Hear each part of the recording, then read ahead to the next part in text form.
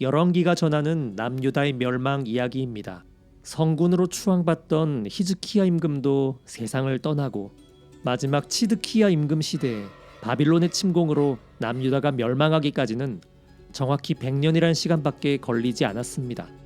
앞서 북왕국이 멸망했을 때처럼 남유다 역시 멸망하기 전까지 한바탕 거센 폭풍이 몰아쳤습니다. 히즈키야에 이어서 임금이 된 인물은 그의 아들 므낫세였는데요. 므낫세는 성경 속에서 두 가지 이유로 기억됩니다. 첫 번째는 남유다 역사상 가장 오랜 기간인 46년이나 다스렸던 임금이라는 점이고, 두 번째는 사상 최악의 임금이었다는 점입니다. 도대체 어떤 삶을 살았길래 열왕기는 므낫세를 그토록 악독한 임금으로 영원히 박제를 해버린 걸까요? 이번 영상에서는 므낫세 임금 시대 이야기를 중점적으로 살펴볼 텐데요.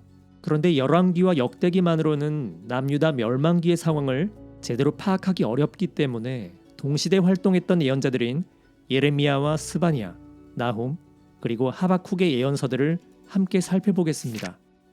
열왕기는 단순한 역사책이 아니라 신명기적 신앙의 관점에서 바라본 이스라엘의 역사라는 점 기억하시죠? 그러니까 므낫세는 하느님만을 섬기고 율법을 준수했는가라는 점에서 최악이었다는 건데요. 그는 아시리아의 봉신을 자처하면서 아버지 히즈키야가 이뤄놓은 모든 신앙적이고 개혁적인 조치들을 모조리 되돌려 놓았습니다. 아시리아가 남긴 기록에 따르면 자신들에게 적극적으로 협력한 이들의 명단에 므낫세 이름이 올라가 있을 정도였습니다. 하지만 당시 국제 정세를 살펴보면 인간적으로는 별다른 선택의 여지가 없었던 것으로 보입니다. 왜냐하면 므낫세 시대 아시리아는 사네립과 에사르핫돈 그리고 아수르바니팔이라는 3대를 거치며 사상 최대로 제국의 영토를 확장했던 전성기를 보내고 있었기 때문입니다. 끊임없이 서쪽으로 영토를 확장하려고 노력했던 아시리아가 마침내 이집트까지 점령하게 된 과정은 이렇습니다. 어느 날 아시리아는 서부 국경 지역에서 일어나는 반란 세력의 뒤에는 항상 이집트가 있었다는 사실에 주목하며 당시 에티오피아가 점령한 이집트와 전면전을 일으켰고, 그 결과 이집트 왕국 최초의 수도였던 멤피스를 함락시킵니다. 하지만 남쪽으로 도망간 티르아카가 계속해서 반란을 일으키자 이번에는 아예 이집트 수도이자 완벽한 요새로 칭송받던 도시 테베까지 점령해버렸습니다. 이로써 아시리아는 오리엔트 지역을 사상 최초로 통합한 대제국을 형성했습니다. 므낫세가 물려받은 남유다 왕국은 이미 사네립의 공격과 막대한 조공으로 거덜이 난 상태였기 때문에 이런 막강한 아시리아에게 맞서 다시 싸운다는 것은 상상조차 하기 어려운 일입니다.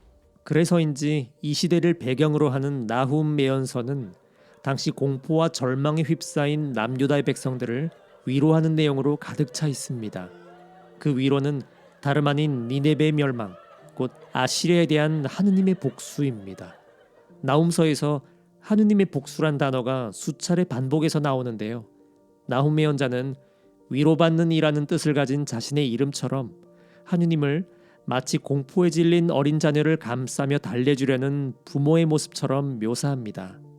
하지만 불행하게도 므낫세는 아시리아군의 무시무시한 위력에 눌려 예언자들의 목소리에 귀를 기울이지 못했고, 결국 할아버지 아하즈가 그랬던 것처럼 아시리아를 섬기는 정책으로 다시 돌아갔습니다. 그런데 이 모든 현실들을 감안한다 하더라도 므낫세의 종교 정책은 정말 경악스러울 정도였는데요. 단순히 아시리아의 종교를 다시 도입한 수준이 아니었습니다.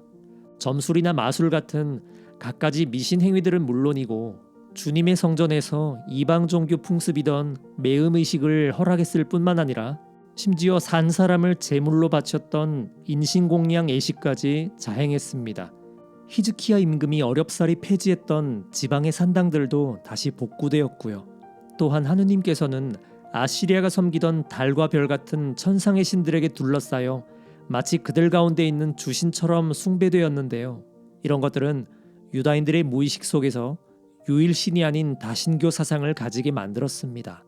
이스라엘 역사에서 늘 반복된 일이지만 하느님 백성의 헌법이라 할 수 있는 일계명의 붕괴는 도미노처럼 모든 사회적인 기강을 무너뜨렸습니다.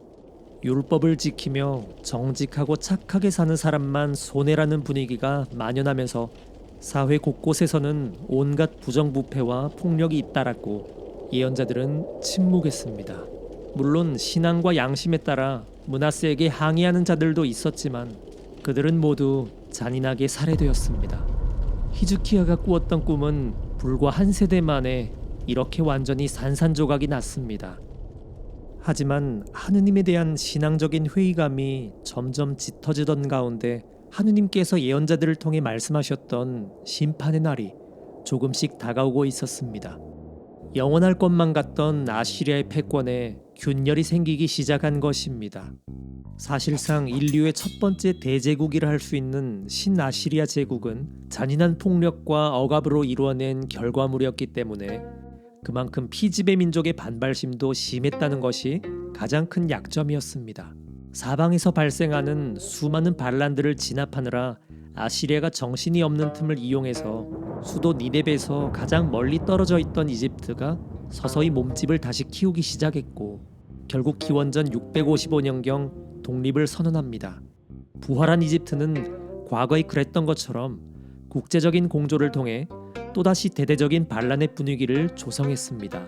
참고로 역대기에 보면 므낫세가 아시리아에 끌려갔다는 내용이 나오는데 아마도 당시 이집트가 선동했던 반란에 남유다도 가담했다는 혐의를 받았던 것이 아닐까 하는데요. 이와 관련해서 주목할 만한 부분은 므낫세가 말년에 회개했다고 하는 역대기의 기록입니다. 단 한 번도 므낫세에 대해 좋게 말하지 않는 열왕기에 비해서 역대기는 아시리아에 끌려갔던 므낫세가 주님 앞에 뉘우쳤고 그 결과 다시 풀려날 수 있었다고 설명합니다. 자, 열왕기가 기록하지 않았던 이 내용을 역대기가 굳이 기록한 이유는 무엇 때문이었을까요? 아마 역대기는 신명기적 관점에서 최악이었던 므낫세가 어떻게 다윗이나 솔로몬보다 더 오래 통치할 수 있었는지에 대한 의문에 응답을 시도한 것이 아닌가 합니다. 아무튼 유배에서 다시 돌아온 므낫세는 아시리아의 우상들을 버렸을 뿐만 아니라 수도 경비를 한층 더 강화했다고 하는데요. 그런데 얼마 전까지 므낫세를 겁박했던 아시리아가 과연 이런 것들을 허용했을까요? 네, 당시 이집트가 부활하면서 아시리아가 궁지에 몰렸다는 점을 생각해보면 충분히 그랬을 가능성이 있습니다. 왜냐하면 다시 강력해진 이집트를 견제하려면 아무래도 국경 사이에 예루살렘 같은 튼튼한 군사 요새가 하나쯤 있는 것이 아시리아에게는 더 안전하기 때문이죠. 어느덧 시간이 흘러 46년을 통치했던 므낫세도 세상을 떠났고 22살의 아몬 왕자가 남유다 임금이 되었습니다.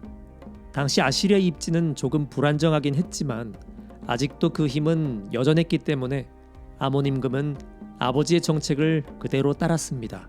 하지만 므낫세에게 오랫동안 반기를 품고 있던 세력들은 더 이상 참을 수 없었습니다.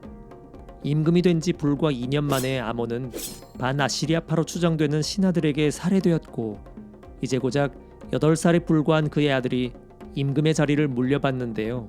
바로 남유다 역사에서 다윗 이래 최고의 성군으로 추앙받는 요시야 임금입니다. 요시야 시대 국제 정세는 아시리아라는 일강을 중심으로 구축된 패권 질서가 무너지고 이집트, 아시리아, 바빌론이라는 3강이 서로 각축하는 상황이 되었습니다.